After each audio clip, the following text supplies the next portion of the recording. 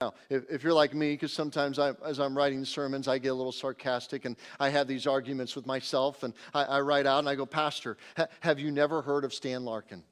Stan Larkin lived 555 days with an artificial heart in a backpack on his back.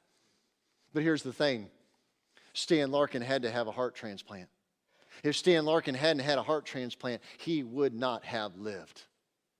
He didn't thrive in those 555 days. He survived. Church, I am so sick and tired of just trying to survive in life.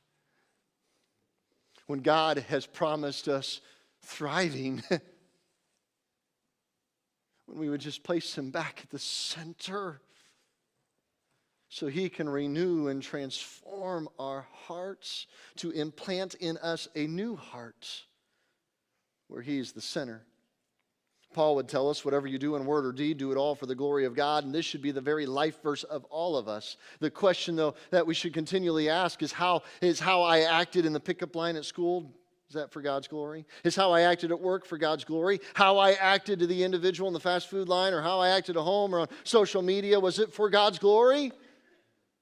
But instead, we like the self-centered worship.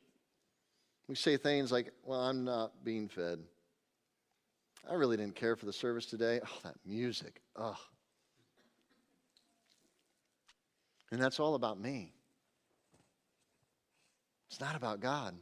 Our only question that we ought to be asking in God-centered worship was God pleased with my offering?